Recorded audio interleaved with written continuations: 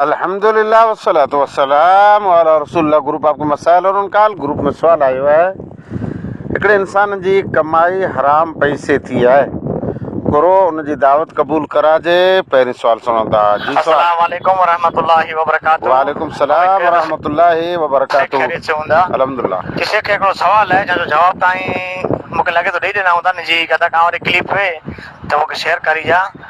हिकिड़ो भाईबंद दोस्तार या कोई भी करीबी रिश्तेदार पंहिंजो रहियो ही पाण खाधे जी दावत ॾिए थो, हालांकि जो धंधो अर्धो पौणो जो धंधो हराम जो रहियो अने बाक़ी अहिड़ो 20-30% 50% जहिड़ो हक हलाल जो धंधो जो आहे।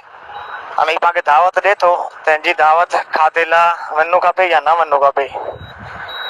माशाअल्लाह, अल्लाह जज़ा ख़ैर ॾे।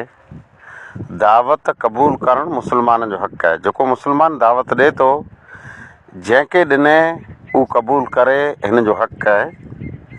हाणे रहियो मुंदो ई त हिन जी हराम कमाई थी आहे, हिते सॼो ॿियो अचींदो।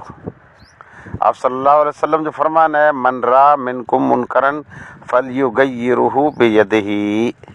जेको ग़लति कम खे ॾिसे, हथ थी रोके, पोइ ज़बान थी रोके। हथ थी रोके जी ताक़त न आहे, ज़बान थी रोके जी ताक़त न आहे, त दिलि में बुरो मञे अने कमज़ोर ईमान वारो इंसानु आहे।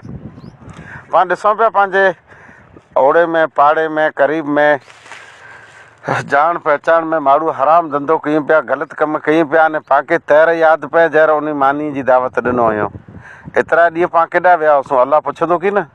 अलाह पाण खे ज़रूरु पुछंदो जो पाण इन लाइ करे कुरो कयो, इन खे ग़लति कम थी रोकियो। हलाल रिज़्क़ अने हलाल रोज़ी अल्लाह जो हुकुम आहे।